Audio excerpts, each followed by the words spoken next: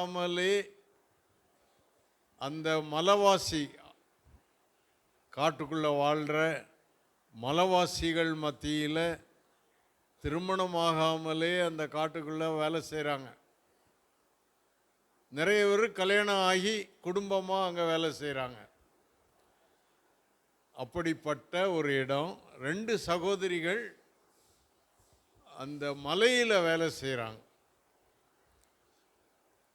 அவங்க கைக்குள்ள 50 உபதேசிமார்கள் இருக்காங்க.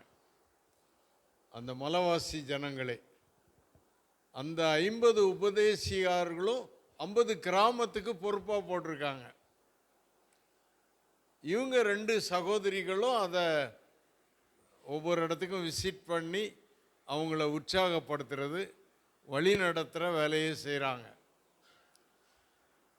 அங்கே நடந்த ஒரு சம்பவத்தை இப்போ நீங்கள் பார்க்க போகிறீங்க.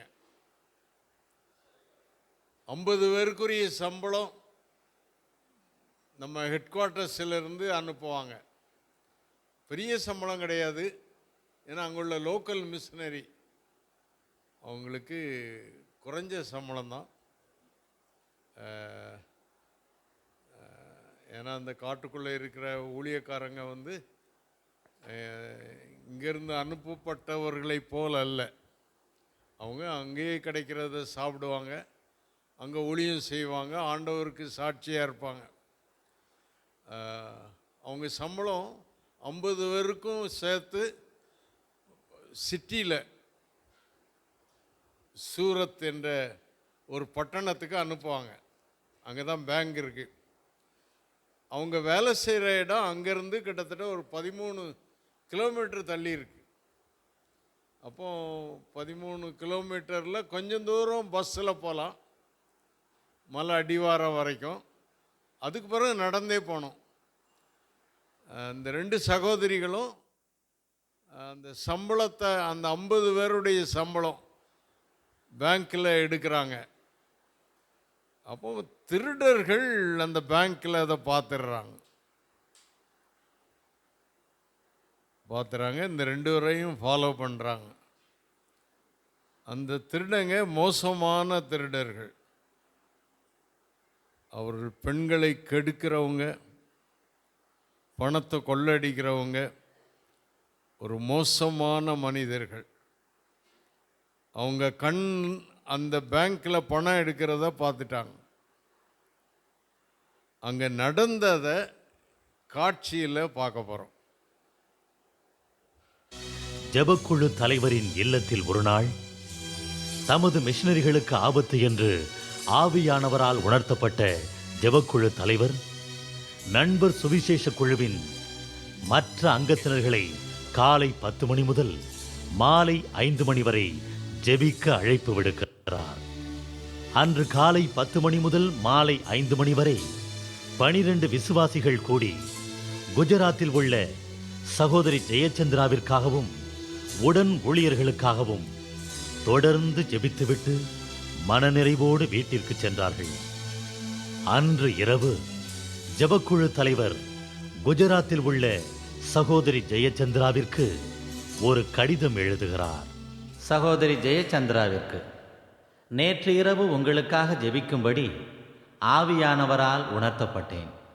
இன்று பகல் முழுவதும் நாங்கள் 12 பேர் கூடி போராடி ஜெபித்தோம். ஒரு மனிதனின் கை மன்றாட உயர்த்தப்பட்டது. கர்த்தர் உங்களுக்கு செய்த அற்புதத்தையும் நடந்த சம்பவத்தையும் அறிய ஆவலுடன் இருக்கிறோம். உங்களுக்காக ஜெபிக்கும் ஜெபக்குழு தலைவர் கோபிச்செட்டிப்பாளையம்.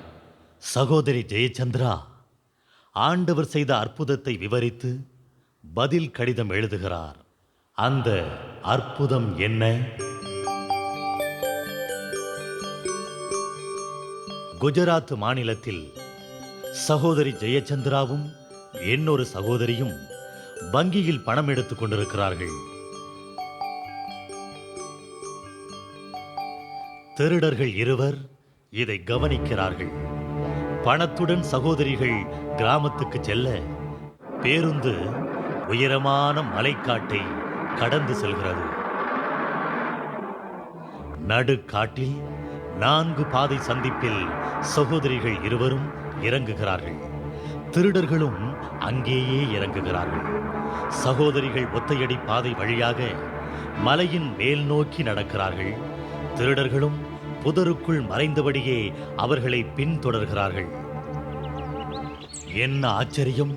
அப்போது அந்த சகோதரிகளுக்கு முன்பக்கத்தில் 6 போலீசும் பின்னால் 6 போலீசும் வரிசையாக நடந்து கொண்டு இருந்தார்கள். என்னடா இது?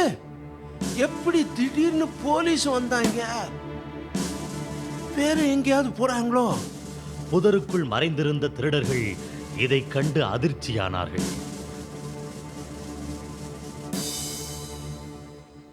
2 சகோதரிகளும் வீடு போய் சேரும் வரை போலீஸ் முன்னும் பின்னுமாக பாதுகாவலோடு அவர்களை கூட்டிச் சென்றார்கள்.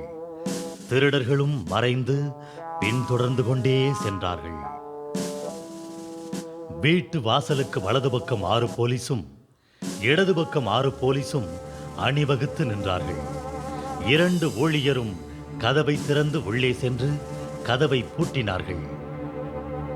12 போலீசும் வரிசையாக வீட்டு வாசலை விட்டு கீழே இறங்கி தெருவுக்கு வந்தார்கள். தெருவோரம் திருடர்கள் மறைந்து பயந்து இதை பார்த்து கொண்டிருந்தார்கள். ஏய், இங்க வாங்கடா. ஐயா, எவனாவது இனி இந்த சகோதரிகளை நெருங்கினா உடம்புல தலை இருக்க ஓடுறா.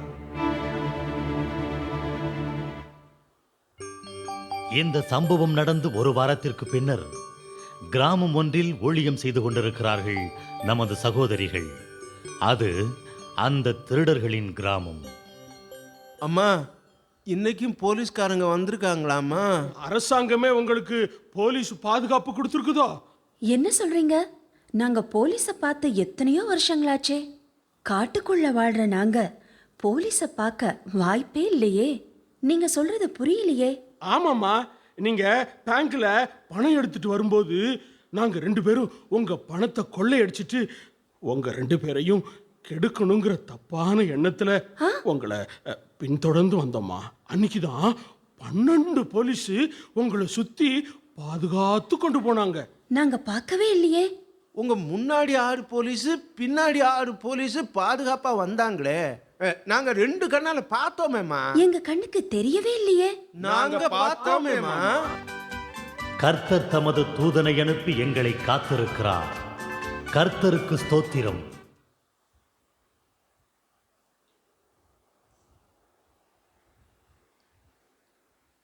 ரெண்டு சகோதரிகள், திருமணமாகாதவர்கள், காட்டுக்குள்ள வேலை செய்கிறாங்க.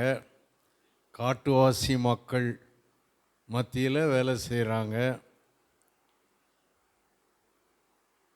பேங்க்கில் திருடங்க அவங்கள ஃபாலோ பண்ணுறாங்க.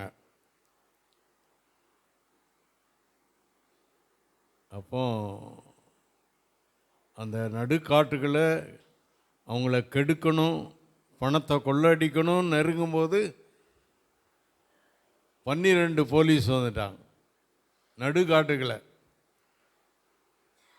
கரெக்டாக அந்த ஜபக்குழு தலைவர் கோபிச்செட்டிப்பாளையத்தில் ஜபக்குழு தலைவர் அங்குள்ள ஒரு ஆலயத்தில் அவங்களுக்கு மெம்பர்ஸ் எஃப்எம்பிபிக்கு பணம் கொடுக்குறவங்க 50 பேர் இருக்காங்க. 50 வீட்லேயும் போய் கூப்பிட்டாரு.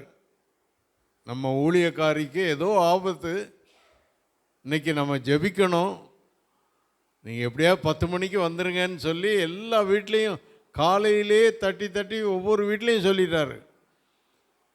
50 பேர் காணி கொடுக்குறாங்க.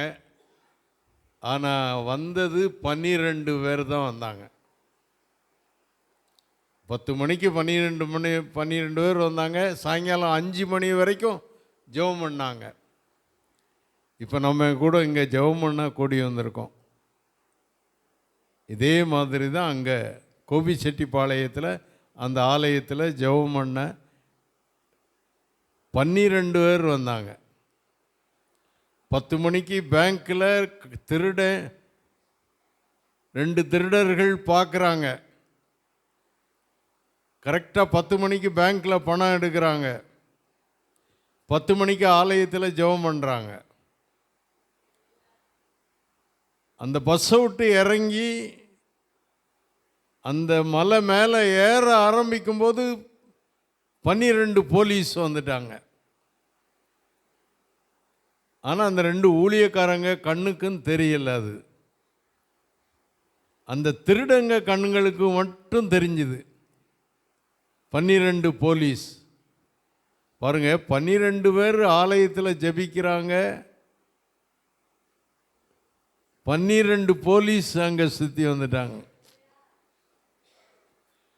12 போலீஸ் வீட்டு வாசலில் பத்திரமா விட்டுட்டு அவங்க 2 பேரையும் கூப்பிட்டு எச்சரித்து, இனிமேல் இந்த 2 சகோதரிகள் பின்னால் வரக்கூடாது எச்சரிச்சிட்டு மறைஞ்சிட்டாங்க.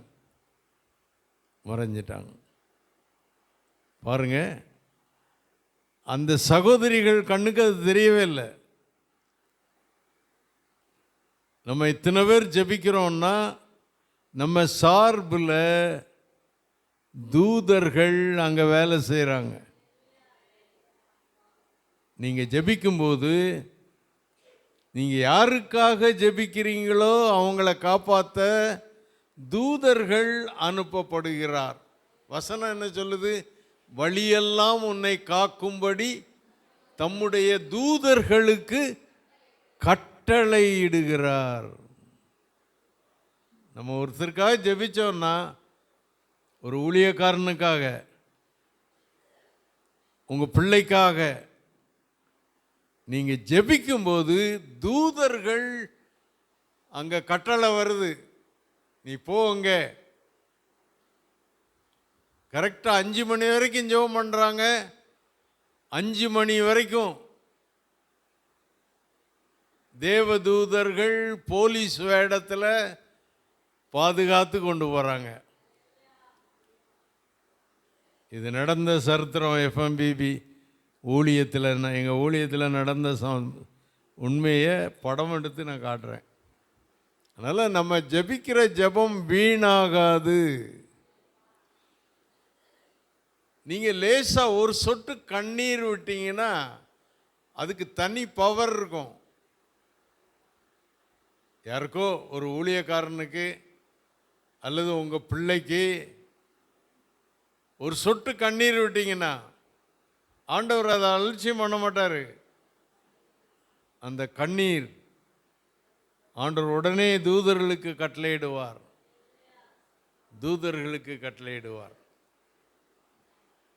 இன்னொரு சம்பவம் சொல்கிறேன். ஹரியானாவுக்கு அப்போ தான் நாங்கள் ஊழியர்களை அனுப்பியிருக்கோம். ஹரியானா ஸ்டேட்டுக்கு நாங்கள் அனுப்பியிருக்கோம். 2 ஊழியக்காரங்க விசிட் பண்ண போயிருக்காங்க, சர்வே பண்ண போயிருக்காங்க, ஃபேமிலியோடு போயிருக்காங்க. ஹரியானாவுக்கு பொறுப்பு கொடுத்து நீங்கள் அங்கே போய் வீடு பார்த்து இடம் செலக்ட் பண்ணி எந்த இடத்துல ஊழியம் செய்யலாம், எந்த ஊரில் தங்கியிருக்கலாம், இதெல்லாம் நீங்கள் வசதிக்கு உடனே அவங்க குடும்பமாக போகிறாங்க. அந்த ஹரியானா ஸ்டேட்டில் அவங்க அந்த ஒரு கிராமத்தை தேடி போகிறாங்க. கேள்விப்பட்டு ஒரு கிராமத்தை தேடி போகிறாங்க. அப்போ அந்த வழியாக ஒரு மாட்டு வண்டி வருது. அந்த வண்டிக்காரன்ட்ட கேட்குறாங்க, எந்த ஊருக்கு போகுது வண்டி அப்படின்னு. அந்த வண்டிக்கு மேலே மூடிலாம் கிடையாது, இந்த ஓப்பனாக இருக்கிற மாட்டு வண்டி. அவங்க சொல்கிறாங்க, நாங்கள் இந்த கிராமத்துக்கு போகிறோம், அப்போ நாங்களும் அங்கே தான் போகிறோம், எங்களை ஏற்றிட்டு போங்களேன், உங்களுக்கு காசு கொடுத்துட்றோம். ஏற்றிக்கிட்டாங்க. அந்த வண்டிக்காரங்க ஏற்றிக்கிட்டாங்க. அந்த வண்டியில் போகிறாங்க. இப்போ அங்கே அந்த வழுக்கு பாலம்னு சொல்லுவாங்கள்ல, பாலத்துக்கு மேலே தண்ணி ஓடும், பாலத்துக்கு கீழேயும் தண்ணி ஓடும். பாலம் சொல்லுவாங்கள்ல, வழுக்கு பாலம்னு சொல்லுவாங்க. இங்கெல்லாம் எப்படி சொல்லுவாங்களோ தெரில, எனக்கு இங்கே இருக்குதோ என்னமோ தெரில. அந்த பாலத்தில் வண்டி போயிட்டுருக்கும்போது அது தண்ணி மேலே போயிட்டுருக்கு. அந்த பாலத்துக்கு மத்தியில் போகும்போது கிட்டத்தட்ட முதல்ல இவ்வளவு தண்ணி கொஞ்சம் ஒரு அடி தண்ணி இருந்து வண்டி போயிடும் அப்படின்னா, கொஞ்சம் உள்ளே போனால் பாலத்துக்கு மத்தியில் தண்ணி கொஞ்சம் மேலே, அந்த சக்கரத்துக்கு பாதிக்கு மேலே வந்துட்டு.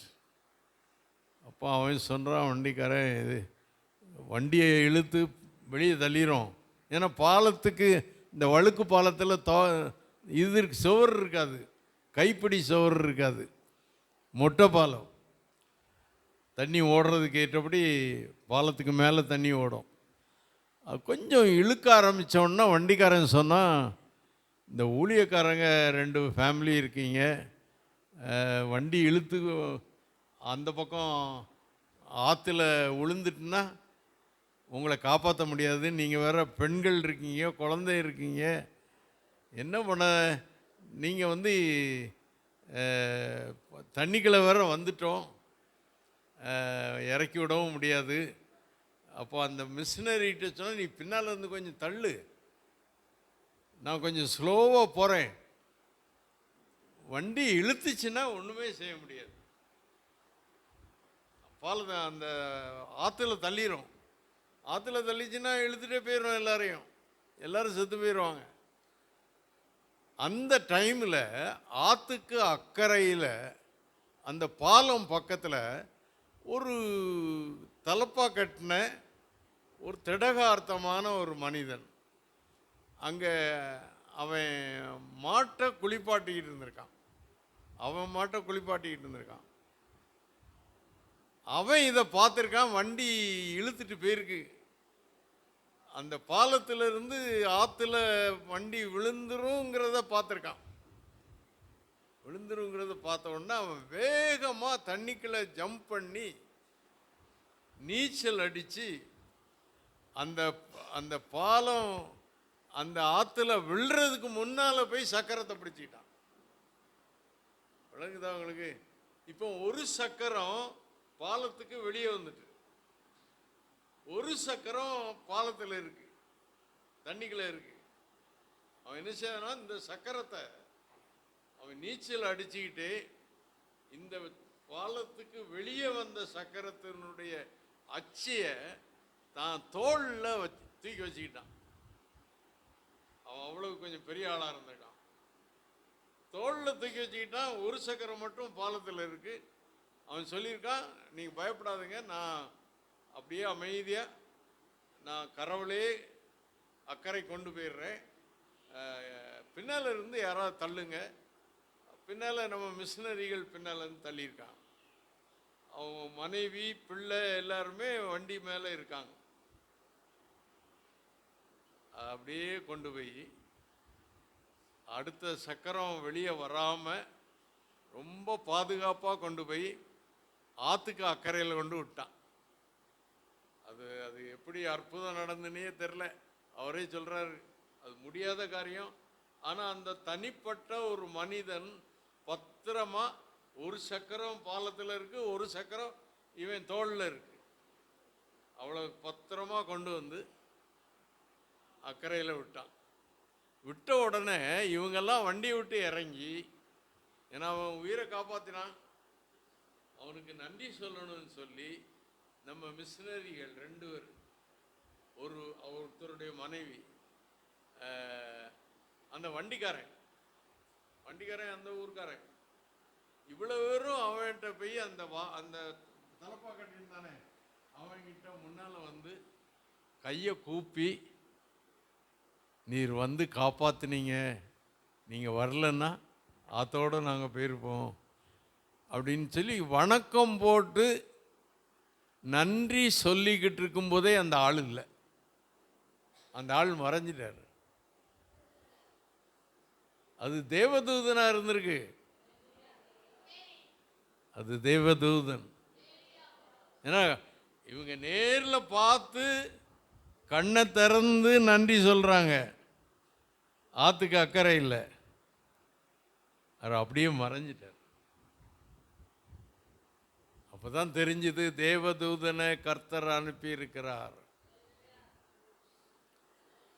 ஊழியக்காரங்களுக்கு ஆபத்துங்கிற போது நம்ம ஜெபிக்கணும். ஜெபிச்சா அங்கே தூதனை அனுப்புவார். அதனால் நம்ம இந்தியாவுக்காக ஜெபிக்கணும். கண்டிப்பாக ஒரு இந்தியா மேப் வச்சுருக்கணும், எங்கேருந்தா வாங்கி வச்சுருக்கணும். இந்தியாவை தொட்டு ஜெபம் பண்ணணும். ஆண்டவரே, இந்தியாவில் எங்கெல்லாம் உங்கள் ஊழியம் நடக்குது. எஃப்எம்பிபியில் மட்டும் நாங்கள் 2300 பேர் இருக்கோம். 2300 ஊழியக்காரங்க இருக்கோம் எஃப்எம்பிபியில். ஐஎம்எஸ் இருக்குது, என்எம்எஸ் இருக்குது, எத்தனையோ சபை இருக்குது. இது உங்களை மாதிரி எத்தனையோ சபைகள் வடநாட்டில் ஆலயங்களை கட்டி ஊழியம் செய்கிறாங்க.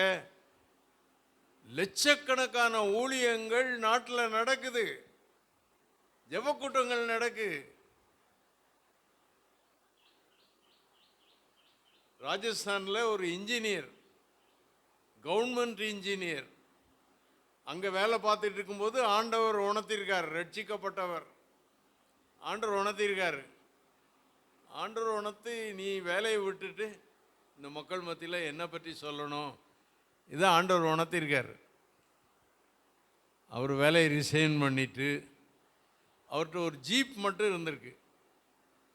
அந்த ஜீப்பில் கொஞ்ச நாள் ஊழியம் செய்தார். பிறகு இவருக்கு வருமானம் இல்லை, ஜீப்பை விற்றுட்டு அந்த காசை வச்சு ஊழியம் செய்தார். அப்போ அவரே சொன்னதை உங்களுக்கு சொல்கிறேன். ஒரு இன்ஜினியர், அந்த ஜீப் காசெல்லாம் செலவாயிட்டு.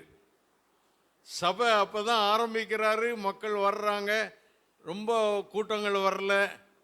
ஆனால் வீடு வீடாக சந்திக்கிறாரு. சபை இன்னும் உருவாகலை, ஆலயம் கட்டலை. வீட்டில் விராண்டாவில் ஜெபக்கூட்டம் நடத்துகிறாரு. ஒரு 2 பேர் வருவாங்க, ஒருத்தர் வருவாங்க, அப்படி தான் நடக்குது. வருஷம் 2 ஆச்சு, இது ஜீப்பை வித்தாச்சு. இப்போ அவர்கிட்ட ஒன்றுமே இல்லை. அங்கே அரிசி வாங்க காசு இல்லை, அன்னைக்கு காசு இல்லை. காசு இல்லாமல் ராஜஸ்தானில் அவருக்கு ஜெபம் பண்ணியிருக்காங்க. ஆண்டவரே, ஒரு மகா இருந்திருக்கா, எங்கள் வீட்டில் இன்னைக்கு அரிசி வாங்க காசு இல்லை, இந்த மக்கள் இன்னும் ஆண்டவரை ஏற்றுக்கொள்ளலை, இந்த மக்கள்கிட்ட போய் கடன் வாங்கினா அது சாட்சி இல்லை. அப்போ அவர் ஜெபம் பண்ணியிருக்கார், ஏசப்பா இன்னைக்கு அரிசி இல்லை. ஒரு நாள் ஆச்சு, ஒரு நாள் உபவாசம் பண்ணி ஜெபம் பண்ணியிருக்காங்க. அடுத்த நாள் ஆச்சு, மனைவிக்கு மயக்கமாயிட்டு அவள் படுத்துட்டா, அந்த பிள்ளையும் படுத்துட்டு. இவர் மட்டும் தனியாக ஜெபம் பண்ணுறார், ஆண்டவரே நீர் தான் என்னை ஊழியத்துக்கு அழைச்சீர், உங்களை நம்பி தான் வேலையை ரிசைன் பண்ணேன். இருந்த ஜீப்பு போயிட்டு, காசெல்லாம் போயிட்டு, அரிசி வாங்க காசு இல்லை. ஆனால் உமக்கு ஸ்தோத்திரம் சொல்கிறேன், நீர் உயிருள்ள ஆண்டவர். அப்போ யாரோ கதவு தட்டியிருக்காங்க, கதவு நல்ல பலமாக தட்டியிருக்காங்க. அப்போ இவர் சில, ஆண்டவரே யாரோ ஜெபம் பண்ண வந்திருக்காங்க. இப்போ அவங்களுக்கு நான் என்ன சொல்லுவேன்? ஆண்டவரை நம்பினா பட்டினி போடுவார், அரிசி வாங்க காசு இல்லாமல் ஆக்குவார். இதுதானே சொல்லுவேன், வேற என்னத்தை சொல்லுவேன்? அப்படின்னு அவர் போய் கதவு திறக்கலை, அவர் ஸ்தோத்திரம் சொல்லிக்கிட்டே இருக்காரு. மறுபடியும் அந்த சத்தம் உடலை, கதவை தட்டிக்கிட்டே இருக்காங்க. அங்கே போய் கதவை திறந்தா ஒருத்தரும் இல்லை.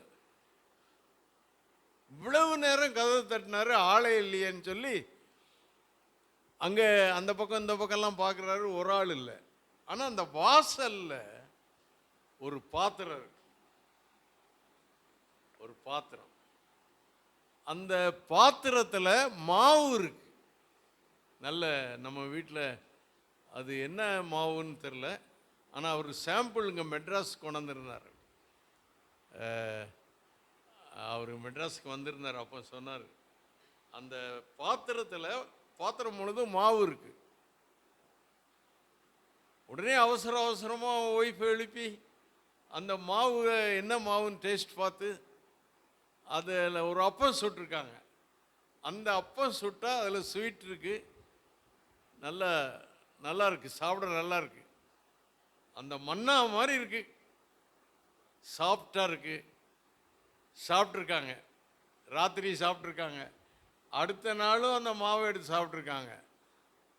அடுத்த நாள் போய் அந்த பாத்திரத்தை திறந்தால் கொஞ்சோல தான் மாவு இருந்து, ஆனால் திறக்கும் போது ஃபுல்லாக இருக்கு, ஃபுல்லாக இருக்கு. அவர் சொல்கிறாரு, அந்த ஊரில் நான் 10 ஆண்டா வேலை செய்கிறேன், அந்த பாத்திரத்தில் எப்போவுமே நிரம்பி இருக்கு, அதில் எல்லா சத்து இருக்கு, எல்லா சத்து இருக்கு. ராஜஸ்தானில் தான் எல்லாம் வேலை செய்கிறார், அதிசயங்களின் ஆண்டவர். ஆனால் நம்ம ஜெபிக்கணும், நம்ம ஜெபம் பண்ணும்போது அதுக்கு பதில் அங்கே நடக்கு, பதில் அங்கே நடக்கு. நம்முடைய ஜெபம் காரியங்களை மாற்றும். அந்த ஊழியக்காரனை போஷிக்குது. அழைக்கப்பட்ட அந்த ஊழியக்காரன் கடைசி வரைக்கும் நிற்கிறாரு. இந்த மாதிரி நிறைய சம்பவங்கள், நிறைய சாட்சிகள். ஜெபிக்கிறதுனால ஊழியக்காரங்க மத்தியில் ஆண்டவர் அற்புதம் செய்கிறார். இப்போ உலக சரித்திரத்தில் சிலுவை போர்னிட்டு கேள்விப்பட்டிருப்பீங்க. சிலுவை போர். அங்க ஒரு கடவுளுடைய மனுஷி, அந்த மனுஷியுடைய ஜெபம் உலகத்தில் எவ்வளவு பெரிய காரியத்தை செய்து என்கிறத நம்ம பார்க்க போறோம்.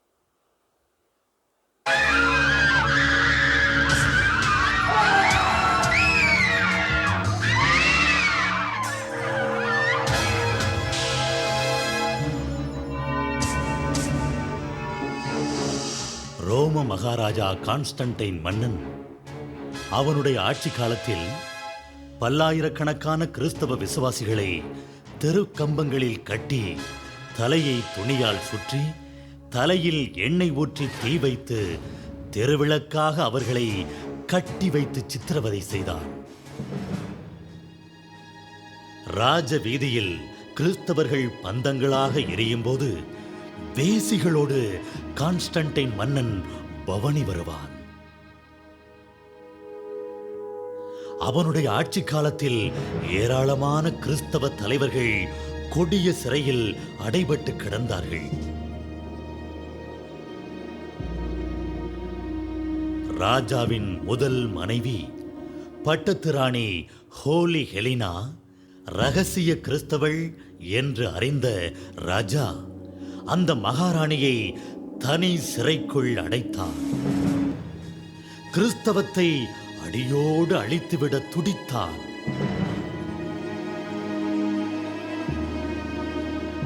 இருட்டு சிறைக்குள் அடைபட்ட மகாராணி ஹோலி ஹெலினா அம்மையார் இரவும் பகலும் இடைவிடாமல் விசுவாசத்தோடு ரோமாபுரி கிறிஸ்தவ நாடாக வேண்டும் என்று முழங்காலிலே நின்று போராடி ஜெபத்திற்கு மேல் ஜெபம் செய்து கொண்டிருந்தார்.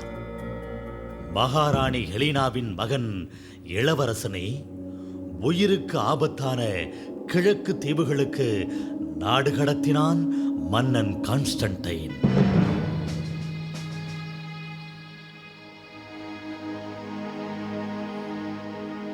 இந்நேரத்தில்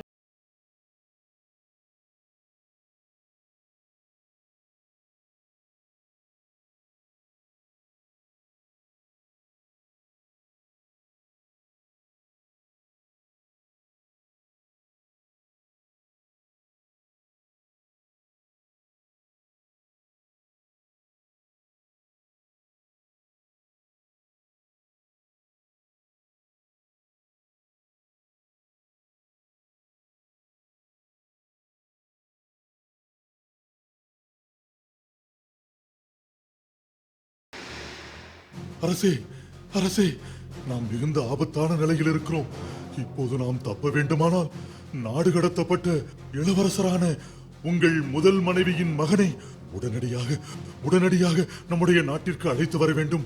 யுத்த பொறுப்புகளை அவர் கையில் ஒப்படைத்தால்தான் நாம் தப்பி பிழைப்போம். ஆம், இது உண்மை. ஆம், இது உண்மை என்று அனைவரும் ராஜாவிடம் முறையிட்டனர்.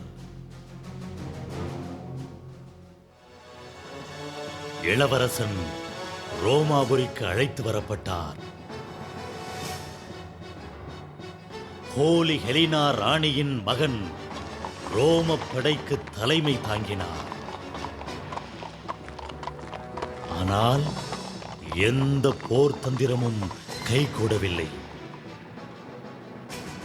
இந்நிலையில் இளவரசர் கோட்டை மாடியில் நம்பிக்கையில்லாமல் குழப்பத்தோடு உலாவினார்.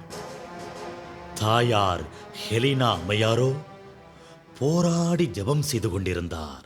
எந்தன் ஜெப வேளை உமை தேடி வந்தேன், தேவா பதில் தாருமே. எந்தன் ஜெப ஒரு மனிதனின் கை மன்றாட உயர்த்தப்பட்டது.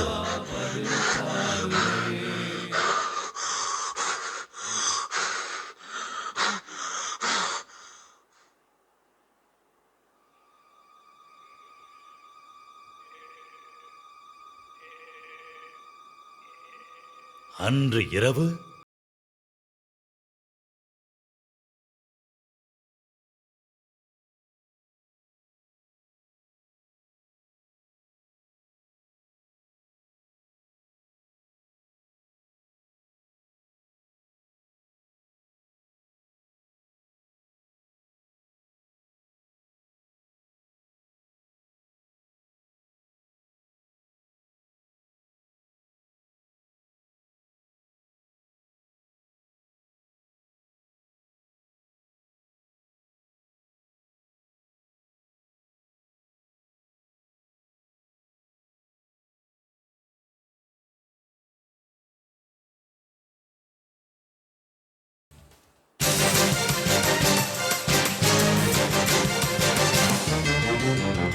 மாபெரும் போர் நடந்தது.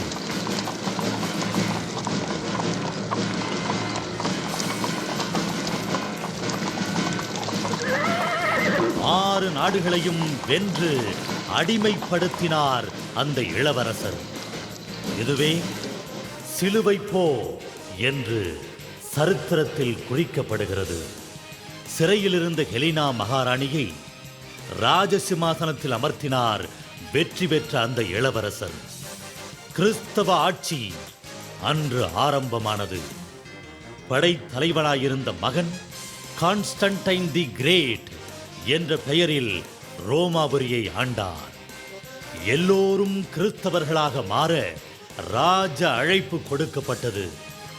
இது சரித்திரம் என்று கூறப்படுகிறது. ரோமாபுரி நாடு கிறிஸ்தவ நாடாக பிரகடனப்படுத்தப்பட்டது. இதற்காக ஜெபித்த ஜெப வீராங்கனையான ஹோலி ஹெலினா ராணியின் கண் முன்னே இவரது வாழ்நாளிலேயே அது நிறைவேறியது. அன்பானவர்களே, உங்களது கரங்களையும் தேசத்திற்காக, இந்த தேசத்திற்காக தேவனை நோக்கி ஏறெடுத்து ஜெபிக்க இன்று அர்ப்பணிப்பீர்களா?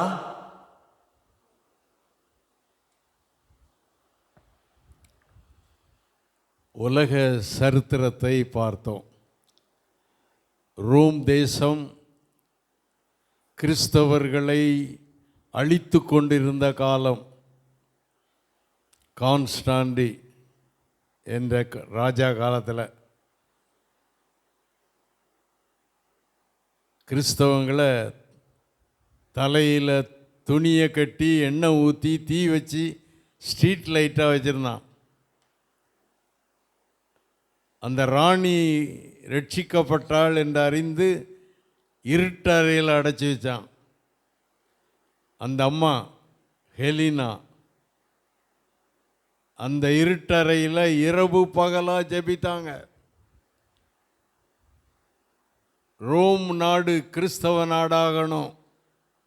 இதான் அவங்க ஜெபம். இந்த தேசம் கிறிஸ்தவ நாடாகணும். இரவு பகல அவங்க படுத்து தூங்கல, முழங்காலிலே நின்றார்கள். யுத்தம் வந்துச்சு, 6 நாடு ரோமா தேசத்துக்கு எதிராக வந்தாங்க. எல்லா கதையெல்லாம் நீங்கள் பார்த்தீங்க. அந்த ராஜா செத்துட்டார் யுத்தத்தில். ராஜாவுடைய மூத்த மகன் ஹோலி ஹெலினாவுடைய மகன் கான்ஸ்டான்டி தி கிரேட் என்ற பெயரில் ரோம நாட்டுக்கு அதிபரானான். எல்லாரும் கிறிஸ்தவர்களாக அழைப்பு கொடுத்தான். அவன் காலத்தில் கிறிஸ்தவ நாடாச்சு. அந்த ஒரு தாய் ஹெலினா அம்மையார் தனியாக ஜெபிக்கிறாங்க. ஒரு அநேக சீக்ரெட் கிறிஸ்டியன் ஜெபம் பண்ணியிருப்பாங்க. ஆனால் இந்த அம்மா தனியாக ஜெபிக்கிறாங்க. இந்த ரோம் தேசம் கிறிஸ்தவ நாடாகணும். ஆண்டவர் அந்த ஜெபத்தை கேட்டார். அருமையானவர்களே, அந்த மாதிரி ஜெபிக்க ஆண்டவர் ஒரு ஆளை தேடுறார். தாய்மார்களே, நம்மை போல ஒரு தாய் தான் நைட் அண்ட் டே இருட்டறையில் ஜெபித்தார்கள். ரோம தேசம் கிறிஸ்தவ தேசம் ஆயிட்டு. அதுக்கு பிறகு எத்தனையோ காரியங்கள். அந்த கத்தோலிக்க திருச்சபையின் திருப்பி உருவாயிற்று. ஆனால் அந்த அம்மா ஜெபித்து அந்த தேசம் கிறிஸ்தவ தேசமாக மாறிச்சு. இந்த தேசத்தில் நம்ம ஜெபித்தால் நம்ம தேசம் கிறிஸ்தவ தேசமாக மாறும். ஆனால் நம்ம ஜெபிக்கணும். இரவு பகல் நம்ம இருதயத்தின் ஆழத்தில் இந்த நாட்டுக்காக ஜெபிக்க வேண்டும். இந்த உலகத்துக்காக ஜெபிக்க வேண்டும். ஒரு எழுப்புதலை தாரும். ஜனங்கள் மனம் திரும்பணும். எல்லாத்துக்கும் ஜெபந்தான் தேவை. ஜெபம் இல்லாமல் ஒன்றுமே நடக்காது. இந்த பட்டணத்தில் ஒரு பெரிய காரியம் நடக்கணும்னா, இந்த பட்டணத்தில் உள்ள மக்களெல்லாம் இந்த ஆலயத்துக்குள்ளே வரணும்னா ஜெபம். நம்ம ஜெபிக்கணும். அநேகருடைய ஜெபத்தினால் ஒரு கூட்டம் மக்கள் இங்கே வந்திருக்காங்க. இப்போ நீங்கள்லாம் இங்கே வந்திருக்கீங்கன்னா யாரோ கர்த்தருடைய மனிதர்கள் ஜெபித்திருக்கிறார்கள். இந்த மாதிரி நாடு முழுதும், இந்தியா முழுதும் கிட்டத்தட்ட நான் பல லட்சம் சின்ன சின்ன ஆலயங்கள் எழும்பியிருக்கு. பல லட்சம். தெருவுக்கு ஒரு ஆலயமாக எழும்பியிருக்கு. நிறைய வீடு ஆலயங்கள் கூடி ஜெபிக்கிறாங்க, ஆராதிக்கிறாங்க. இவங்கெல்லாம் நம்மெல்லாம் இன்னும் ஜெபிக்க ஆரம்பிச்சிட்டோன்னா நாடு கிறிஸ்தவ நாடாகும். ஆண்டவர் காரியத்தை மாற்றுவார். என்னெல்லாமோ நடக்கும். உலக நாடுகளில் என்னெல்லாமோ நடக்கும். இந்தியாவில் நம்ம நினைவில் வராத அற்புதங்கள் நடக்கும். தேசம் தேவனை அறியும். திருச்சபை எங்கும் எழும்பும். திருச்சபை எங்கே எழும்பும்? திரும்பவும் சொல்கிறேன், இந்த ஆலயம் 1000 மடங்கு பெருகும். 1000 மடங்கு பெருகும். இதோட சவுறு இதுவரைக்கும் தான் நினைக்கிறாங்க. இன்னும் விரிவாகும். அற்புதம் நடக்கும், அதிசயம் நடக்கும். ஜெபிக்கும்போது அது நடக்கும். ஜெபிக்கும்போது அது நடக்கும். நான் உங்கள் முன்னால் நிற்கிறேன். எனக்கு தொழில் என்ன தெரியுமா? எனக்கு 8 வயசில் தான் நான் ஆண்டவரை ஏற்றுக்கொண்டேன். அதுக்கு முன்னால் எனக்கு தொழில் இந்த சாமி படம் வரைகிற தொழில். பிள்ளையார், முருகன், லட்சுமி, சரஸ்வதி, திருப்பதி, இந்த படங்களை கேலண்டருக்கு வரைகிற தொழில். நான் ஆர்டிஸ்ட் தொழில் படித்தேன். நான் நினைக்கிறேன் 20 வருஷம் படிச்சிருக்கேன். இந்த ஆர்ட் படித்தது 20 ஆண்டாக படித்த ஒரு தொழில். சிவகாசியில் நான் நம்ம நாடு மட்டும் இல்லை, பக்கத்து நாடுகளில் உள்ள எல்லா விக்கிரக படங்களை வரைகிற ஒரு ஆர்டிஸ்ட் நான். எப்படி நான் மாறினேன், இந்த கதையை உங்களுக்கு சொல்லாமல் போகக்கூடாதுல்ல. ஒரு ஆர்டிஸ்ட் எப்படி மாறினார். எங்கள் அப்பா வந்து ஜவுளி வியாபாரி. சிலோனில், இலங்கையில் ஒரு ஜவுளி கடை வச்சுருந்தார். தூத்துக்குடியில் ஒரு ஜவுளி கடை வச்சுருந்தார். அங்கே ஒரு பார்ட்னர், இங்கே ஒரு பார்ட்னர். எனக்கு 2 வயசு. அதில் ஒரு பார்ட்னர் ரொம்ப நல்லவர் மாதிரி எங்கள் அப்பா கூட இருந்திருக்கார். ரொம்ப நல்ல மனுஷன் மாதிரி, நாணயமான மனிதர் மாதிரி இருந்திருக்கார். ஒரு நாள் எங்கள் அப்பா அம்மாவுக்கு விருந்து வச்சார். அந்த விருந்தில் விஷம் வச்சுருக்கார். எங்கள் அப்பா அம்மா செத்து போயிட்டான். எனக்கு அப்போ 2 வயசு, என் தங்கச்சிக்கு 1 வயசு, என் அண்ணனுக்கு 3.5 வயசு. எங்கள் அப்பா அம்மா செத்துட்டாங்க. இப்போ 2 கடையும் அவன் தனக்கு எடுக்கணும்னு நினச்சிருக்கான். எங்கள் அப்பாட்ட இருந்த பேங்க் அமௌண்ட் எல்லாம் எடுக்கணும்னு நினச்சிருக்கான். 1 வாரம் தான் அவர் வீட்டில் எங்களுக்கு சாப்பாடு போட்டிருக்காரு. 2 வயசு எனக்கு.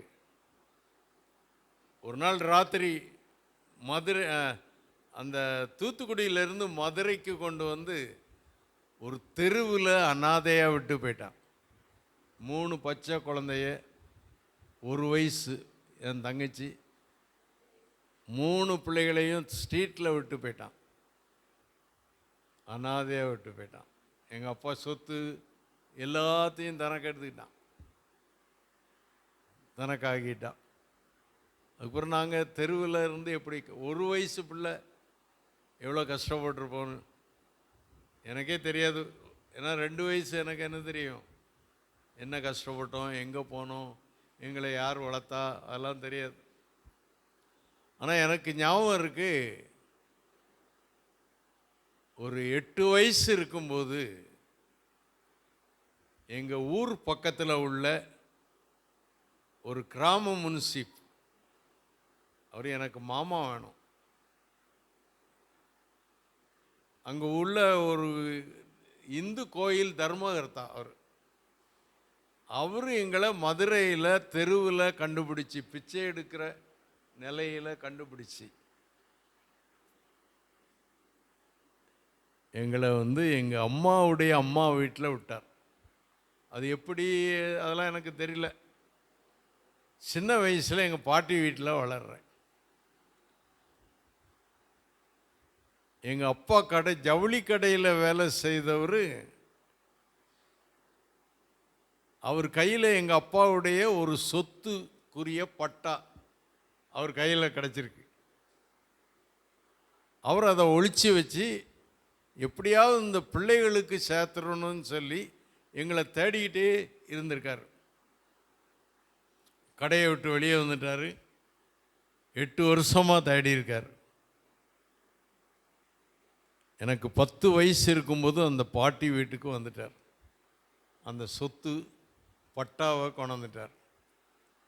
அவர் தான் எங்கள் அப்பா அம்மாவை எப்படி கொன்னாங்கங்கிறதெல்லாம் சொன்னார். பாட்டிக்கிட்ட சொல்கிறார், நான் 10 வயசு பையன், என் பாட்டி பக்கத்தில் உட்காந்து நான் கேட்குறேன், எங்கள் அப்பா அம்மா எப்படி கொல்லப்பட்டாங்க, அந்த கொன்னவன் பேர் எல்லாம் சொல்கிறார். அன்னைக்கு நான் கேட்டவன், அன்னைக்கு ராத்திரி எனக்கு தூக்கமே வரல. எங்கள் அப்பா அம்மாவை கொன்னுட்டாங்க, தெருவில் அனாதையாயிட்டோம், இதெல்லாம் தெரியுது. அன்றைக்கு ராத்திரி அந்த பாட்டி வீட்டில் ஒரு கத்தி இருந்து, அந்த கத்தியை எடுத்து சபதம் பண்ணேன். 10 வயசுலேயே சபதம் பண்ணேன், எங்கள் அப்பா அம்மாவை கொன்னவனை கண்டுபிடிக்கணும், அவனை துண்டு துண்டாக வெட்டுவேன் அப்படின்னு சபதம் பண்ணேன் 10 வயசில். அப்போ எனக்கு இயேசுநாதர்லாம் தெரியாது. அந்த பாட்டி வீட்டில் அப்படி சபதம் பண்ணியிருக்கேன். அவரை கத்தியை அடிக்கடி எடுத்து முத்தமிடுவேன். இந்த கத்தி தான் எனக்கு லட்சியம்னு சொல்லிகிட்டு இருந்தேன். ஆனால் அந்த பாட்டி எங்களெல்லாம் படிக்க வச்சாங்க. அந்த சொத்து பட்டா வந்துச்சுல்ல, அந்த அந்த சொத்து கிடச்சதுனால எங்களெல்லாம் படிக்க வச்சாங்க.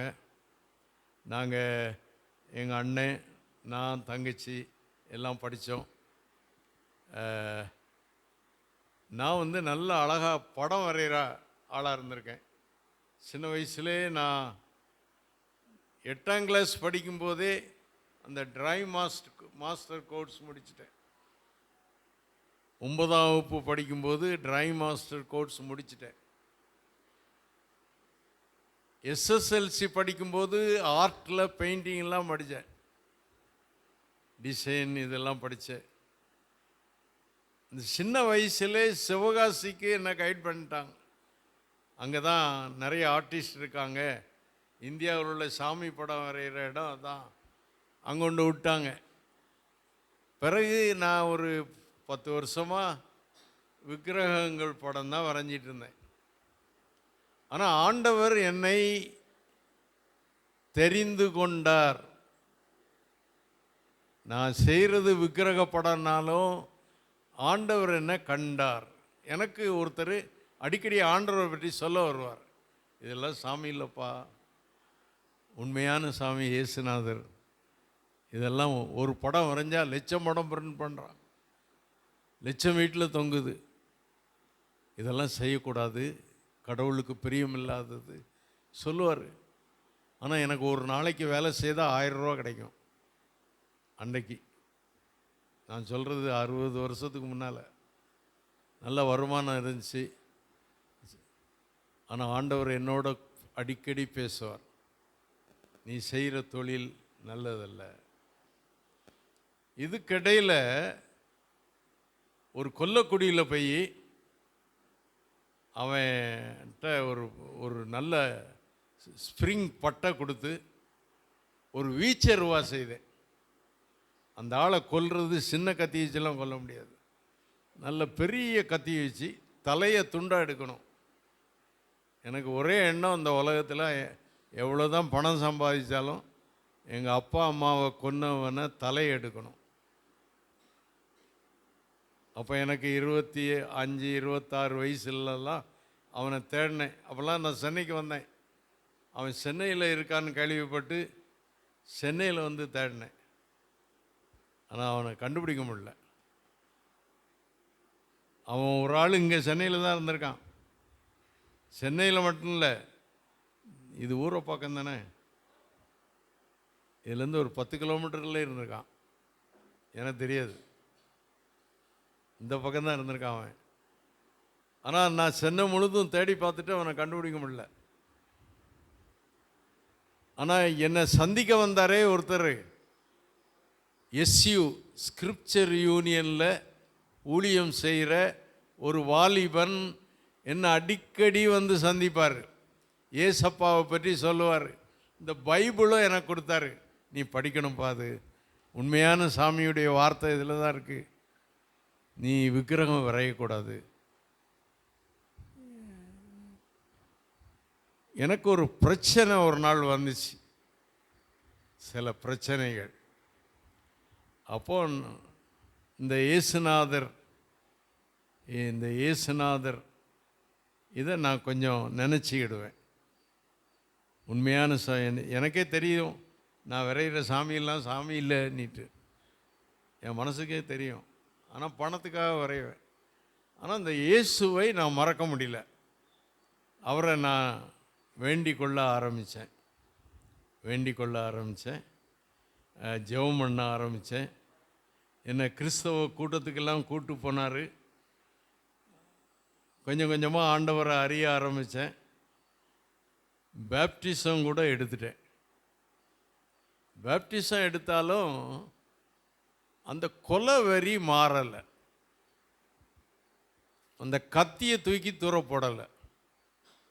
அந்த வீச்சருவா இருக்குது. ஆனால் ஏசப்பாவை நம்பின ஆரம்பித்தேன். அந்த பேப்டிசம் பெற்றேன், கோயிலுக்கெல்லாம் போனேன், அதெல்லாம் செய்தேன். ஆனால் அந்த கத்தியை மனசார தூக்கி தூர போடல. ஏன்னா எங்கள் அப்பா அம்மாவை கொண்டுட்டு என்ன ஸ்ட்ரீட்டில் பிச்சை எடுக்க விட்டானே, அவனை லேசாக விடக்கூடாது அப்படிங்கிற ஒரு வைராக்கியம். ஒரு நாள் எங்கள் அப்பா அம்மாவை கொன்னவன் அட்ரஸ் கிடச்சிது. கோயம்புத்தூரில் இருக்கான், அட்ரஸ் கிடச்சி. அந்த அட்ரஸ் கிடைச்ச உடனே அந்த கத்தியை எடுத்துகிட்டு போவா. மலைப்பிரசங்கெல்லாம் மனப்பாடம் பண்ணி வச்சுருந்தேன். எனக்கு ரொம்ப இஷ்டம் மலைப்பிரசங்கம். அதில் என்ன சொல்லியிருக்கு? நன்மை செய்யணும், தீமைக்கு நன்மை செய்யணும். அது உபதேசம், அது என்ன மாற்றலை. தீமைக்கு நன்மை செய்யணும். கொலைகாரன் அட்ரஸ் கிடைச்ச உடனே நான் இந்த பைபிளை எடுத்துட்டு தனியாக ஒரு தோப்புக்குள்ளே போய் காலையில் போயிட்டேன். இயேசுவே நான் என்ன செய்யணும்? இப்போ அவனை கண்டுபிடிச்சாச்சு. அவனை கொல்லவா?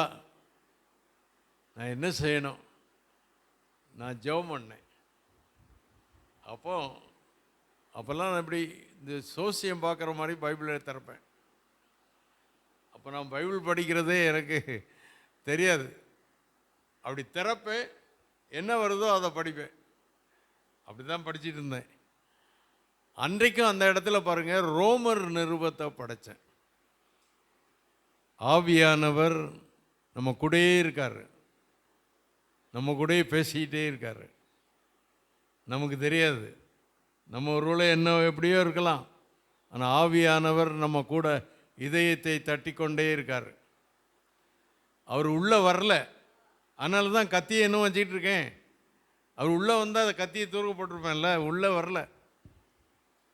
அங்கே அந்த காட்டுக்குள்ளே ஜபிக்கும்போது ரோமர் 6:6 அதை நான் கவனமாக படித்தேன். அது யாராவது வாசிங்க பார்ப்போம்.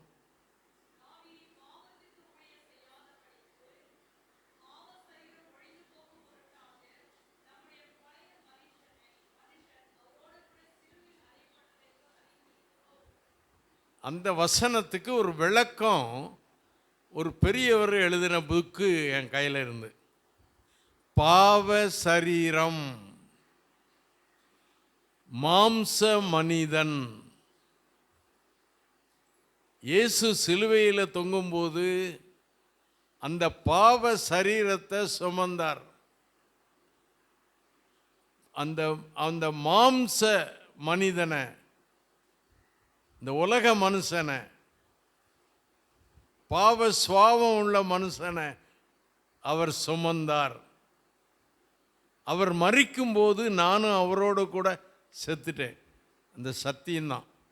இந்த சத்தியம் என்னை தொட்டது. என் பழைய மனுஷன் சிலுவையில் இயேசுவோடு கூட மரித்துட்டான். அதுக்கு பிறகு புரட்டி புரட்டி படிக்கிறேன். அந்த காட்டுக்குள்ளே படிக்கிறேன். அன்றைக்கு என்னை முழுவதுமாக இயேசுவுக்கு ஒப்பு கொடுத்தேன். பழைய மனுஷன் செத்துட்டான், இப்போ நான் புது சிருஷ்டி. சாயங்காலம்லாம் எனக்கு ஒரு தெளிவு, ஆண்டவருடைய ஒரு அபிஷேகம். ஆவியானவர் என்னை தொட்டார். பாவ மன்னிப்பின் நிச்சயம் எனக்கு கிடைச்சது. அன்றைக்கு சாயங்காலம் போய் அந்த கத்தியை எடுத்து துறப்பட்டேன். இந்த கத்தியை நான் எடுத்துக்கிட்டேன். வேத வசனம் என்ற ஆவிக்குரிய இந்த பட்டயத்தை நான் எடுத்து அணைச்சிக்கிட்டேன். அந்த கத்தியை துறப்பட்டேன். அதுக்கு பிறகு இயேசு என்ன சொல்கிறாரோ அதை தான் நான் செய்வேன். என் வாழ்க்கை மாறிச்சு, என் வாழ்க்கை மாறிச்சு. இந்த பைபிளோடு அவரை தேடி போனேன்.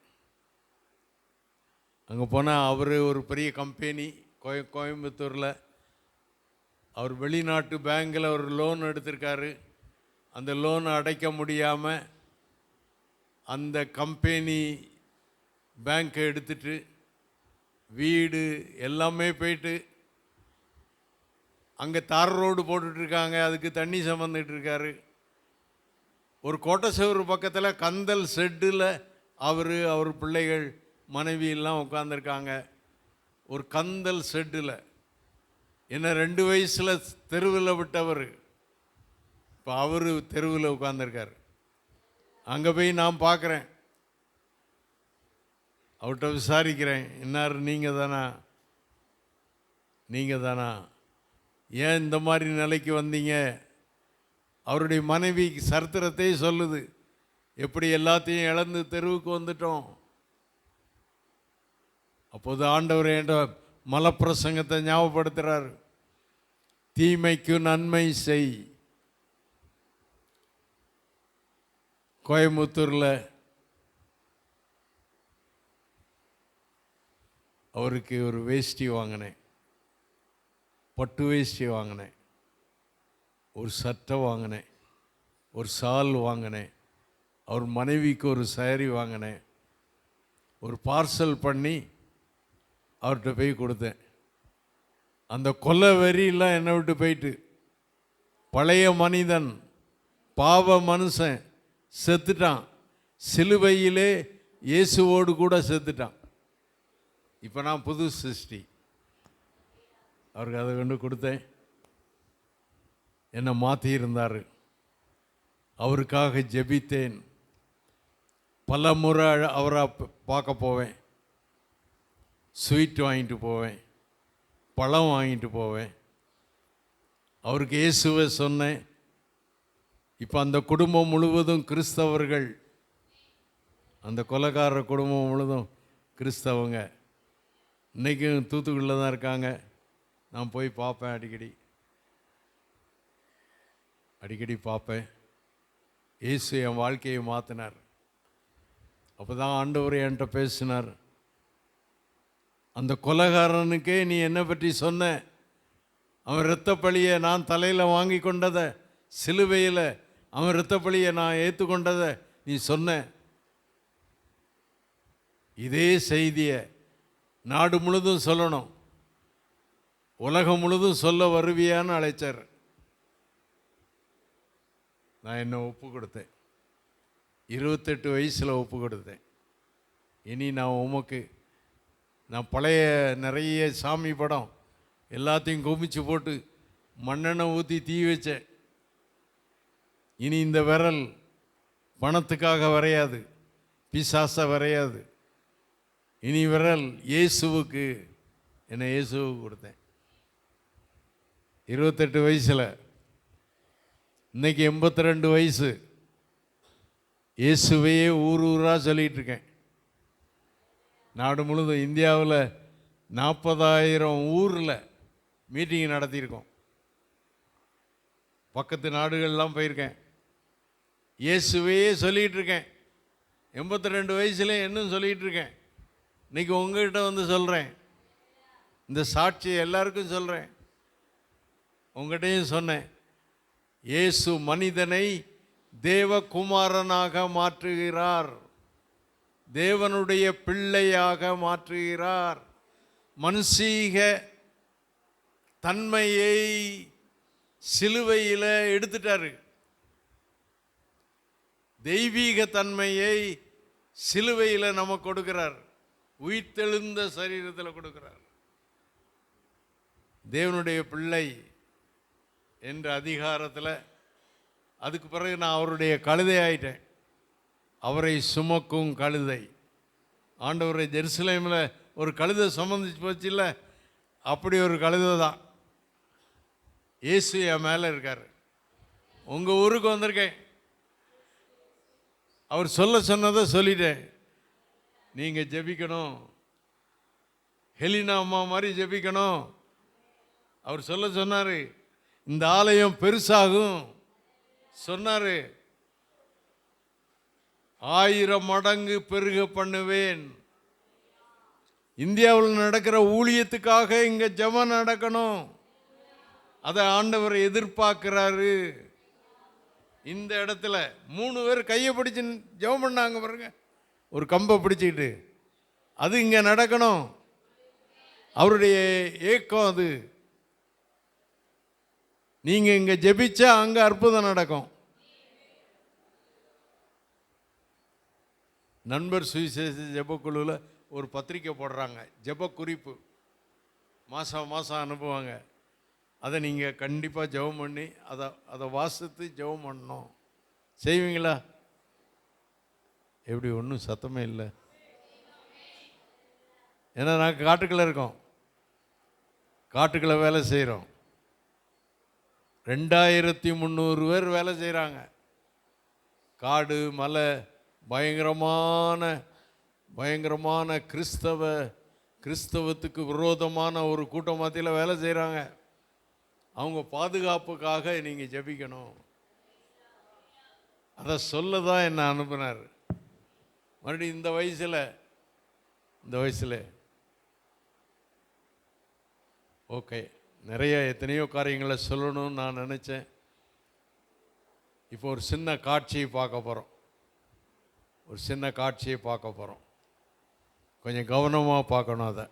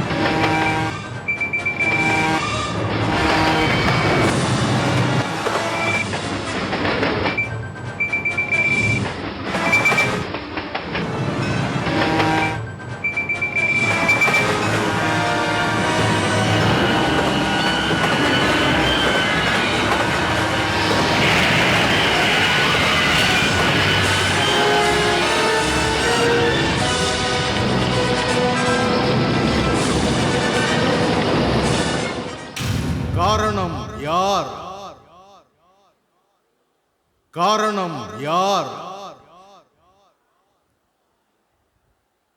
ஒரு ட்ரெயின் விபத்தை நீங்க பார்த்தீங்க. ட்ரெயினில் நிறைய ரயில்வே கேட் உண்டு. அந்த ரயில்வே கேட்டில் ஒரு வாட்ச்மேன் இருப்பார். ட்ரெயின் வருதுன்னா என்ன செய்யணும்? கேட்டை அடைக்கணும் இல்லை? அப்போ தான் காரெல்லாம் நிறுத்தும். கேட்டை அடைக்கிறது தான் அவர் வேலை. இன்னொன்று, ட்ரெயின் வருதுன்னா ரெட் லைட் போடணும்.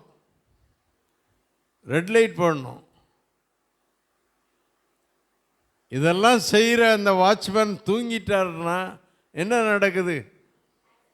காரு எல்லாம் அடித்து ஒடிச்சு ட்ரெயின் ஆக்சிடெண்ட் ஆகி எல்லாம் சாகுறாங்க. பார்த்தீங்களா? இதெல்லாம் நான் ஒரு ஆர்டிஸ்ட்னு சொன்னேன்ல, நானே தயார் பண்ணது. என்ன இருக்க போட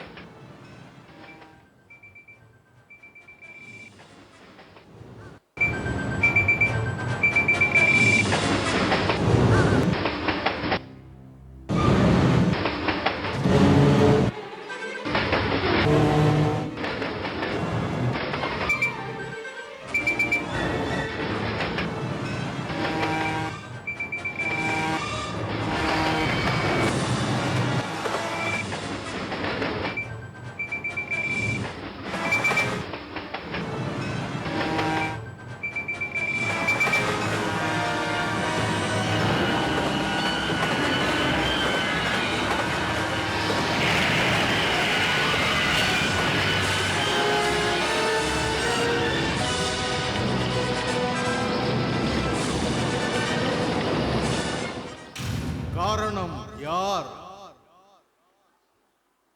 காரணம் யார்? இந்த பெரிய அழிவுக்கு காரணம் யார்? அந்த வாட்ச்மேன் கடமையை செய்யலை. நாம் எல்லாரும் வாட்ச்மேன். கிறிஸ்தவங்க எல்லாருமே காவலாளி. ஆண்டவர் சொல்லியிருக்கார்ல, இஸ்ரேல் வம்சத்தாருக்கு உன்னை காவலாளியாக வைத்தேன். கிறிஸ்தவர்கள் உலக மக்களுக்கு காவலாளிகள், உலகத்துக்காக ஜெபிக்க வேண்டியவர்கள், ஆண்டவர் அறியாம வாழ்ற மக்களுக்காக ஜெபிக்க வேண்டிய காவலாளிகள், ஜனங்களை காப்பாற்ற வேண்டிய காவலாளிகள், திறப்பிலே நிற்க வேண்டிய காவலாளிகள். அருமையானவர்களே, இதை சொல்ல தெய்வம் என்ன அனுப்புனார்? கொஞ்சம் பேர் தான் இருக்கும். ஒரு எண்ணிக்கை உள்ள கொஞ்சம் பேர், கொஞ்சம் அம்மாமார் இருக்காங்க, 1-2 அண்ணாச்சிமார் இருக்காங்க. நான் எங்கள் அம்மாவை பார்த்ததே இல்லை. உங்களெல்லாம் பார்க்கும்போது எங்கள் அம்மா நினச்சிக்கிடுவேன். எங்கள் அம்மா நான் பார்த்ததே இல்லை, எப்படி இருப்பாங்கன்னே தெரியாது. ஆனால் கிறிஸ்தவ தாய்மார்களை பார்க்கும்போதெல்லாம் என் அம்மாவாகவே நினைப்பேன். என் அம்மா. உங்கள்கிட்ட கேட்குறேன், இந்தியாவுக்காக ஜெபிப்பீங்களா? இந்தியாவுக்காக ஜெபிப்பீங்களா? அம்மா கொஞ்ச நேரம் ஒதுக்கி ராத்திரியில் பகலில் நீங்கள் ஜெபிக்க வேண்டும், ஜெபிக்க வேண்டும். அருமையான அண்ணா ஐயாமார்கள், அருமையான வாலிபனே, நீ ஜெபிக்கவில்லை என்றால் இந்த நாடு அழியும். நாம குற்றவாளியாவோம், நாம குற்றவாளியாவோம். அப்படியே கண்களை மூடி ஜெபிப்போமா?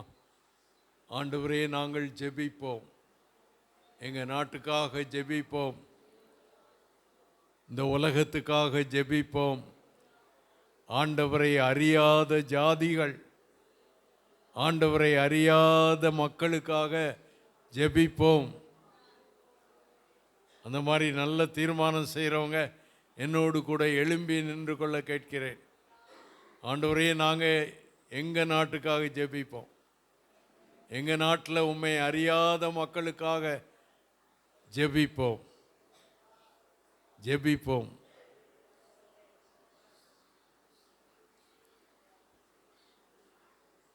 நீங்கள் யோசிக்கலாம், நமக்கு நேரம் கிடைக்குமா? இந்த உலகத்தில் அதிக முக்கியமான பணி ஆண்டவரோட பேசுறது, ஆண்டவர்கிட்ட பரிந்து பேசுறது. தேவ மக்களெல்லாம், ஆபிரகாம் தேவனோட பரிந்து பேசுகிறார், நோவா பேசுகிறார், கடவுளுடைய மனிதரெல்லாம் பேசுகிறாங்க, திறப்பிலே நிற்கிறார்கள்.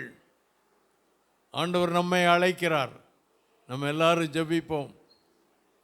ஆண்டவரே, இந்தியாவுக்காக ஜெபிப்போம், என் நாட்டுக்காக ஜெபிப்போம்.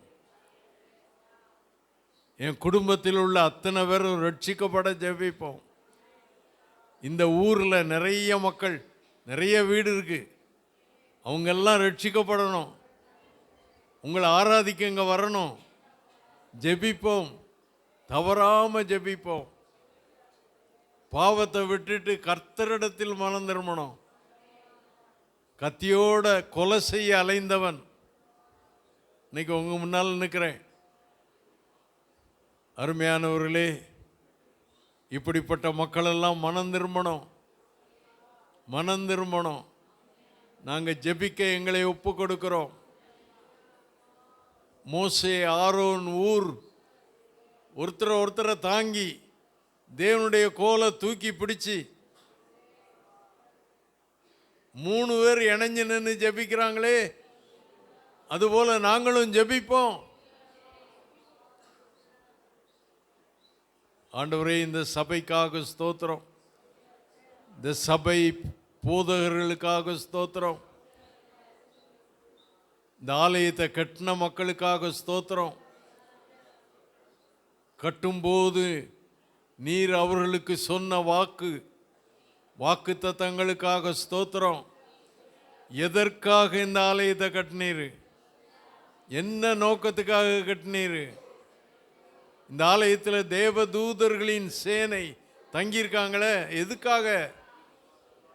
இந்த பட்டணத்தில் உள்ள திரளான மக்கள் ரட்சிக்கப்படணும். இந்திய மக்கள் ரட்சிக்கப்படணும். இந்தியா இயேசுவை அறியணும். ஆண்டவரே, அது நிறைவேற உதவி செய்யும். இயேசுவே உம்முடைய கரத்தில் ஒப்பு கொடுக்கிறோம். அவரிடத்தில் ஒப்பு கொடுத்ததை அந்நாள் வரைக்கும் காத்துக்கொள்ள அவர் வல்லவராயிருக்கிறார். இந்த சபை ஆசீர்வதியும், சபை போதகர்களை ஆசீர்வதியும். ஆண்டவரே, உமக்கு ஸ்தோத்திரம், உமக்கு நன்றி செலுத்துகிறோம். ரெட்டிப்பா பெருக பண்ணுவேன். ஆண்டவரே, இந்த ஆண்டு, இந்த வருஷம் இந்த சபையில் அற்புதம் நடக்கணும், அதிசயம் நடக்கணும், ஆச்சரியமான உம்முடைய வல்லமை வெளிப்படுத்தப்படணும். உம்முடைய மக்களை ஆசீர்வதியும். இங்கே ஜெபிக்க கூடி வந்திருக்கிற அருமையான மக்கள், வாஞ்சையோடு கேட்டுக்கொண்டிருக்கிற மக்கள், அவங்க குடும்பங்களுக்காக ஜெபிக்கிறோம். அவங்க குடும்பம், அவங்க பிள்ளைங்க, அவங்க வேலைகள், அவங்க கையின் பிரயாசங்கள் எல்லாத்தையும் நீங்கள் ஆசீர்வதிக்கணும். நீ ஆசீர்வாதமாய் இருப்பாய் என்று ஆபிரகாமுக்கு சொன்னீரே, உம்முடைய பிள்ளைகளை ஆசீர்வதியும்.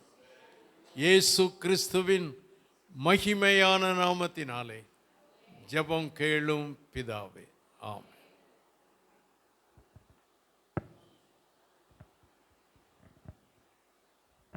Hallelujah.